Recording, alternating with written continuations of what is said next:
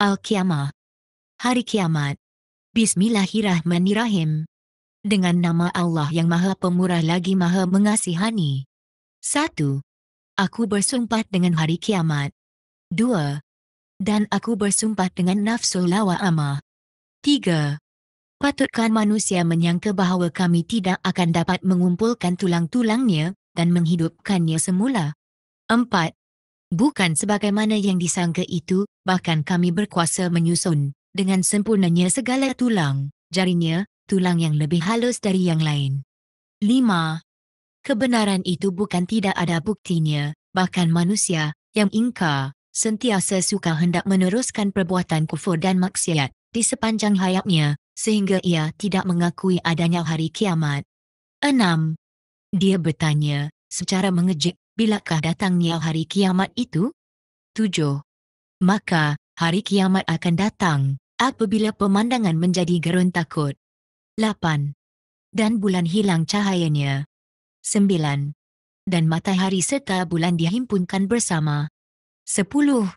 Pada hari itu, berkatalah manusia yang ingkar, ke manakah hendak melarikan diri? 11. Tak usahlah bertanya demikian. Tidak ada lagi tempat perlindungan. 12. Pada hari itu, kepada Rabb-Mu-lah sahaja terserahnya ketetapan segala perkara. 13. Pada hari itu, manusia diberitahu akan apa yang ia telah lakukan dan apa yang ia telah tinggalkan. 14.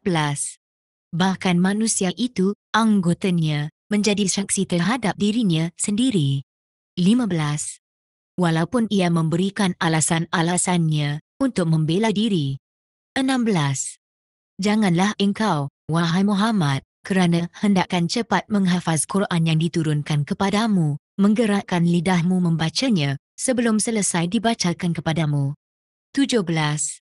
Sesungguhnya kamilah yang berkuasa mengumpulkan Al-Quran itu dalam dadamu, dan menetapkan bacaannya pada lidahmu. 18.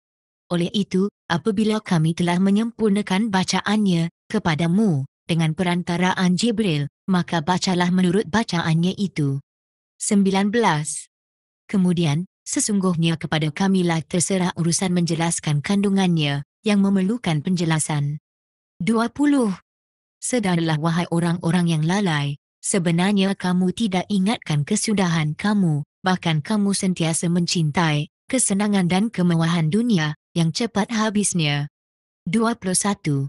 Dan kamu tidak menghiraukan bekalan untuk hari akhirat yang kekal abadi kehidupannya. 22. Pada hari akhirat itu, muka orang-orang yang beriman berseri-seri. 23. Melihat kepada Rabb-Nya. 24.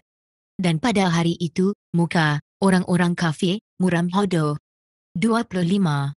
Sambil percaya dengan yakin bahawa mereka akan ditimpa malapetaka, azab siksa yang membinasakan.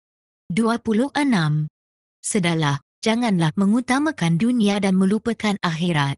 Ingatlah hal orang yang hendak mati apabila rohnya sampai ke pangkal kerongkong. 27. Dan orang-orang yang hadir di sisinya heboh, berkata, siapakah yang dapat menawar jampi dan mengubatnya? 28.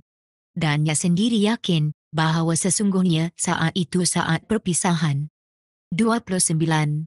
Serta kedahsyatan bertindih-tindih. 30. Maka, kepada Rabb-Mu-lah engkau kembali untuk menerima balasan. 31.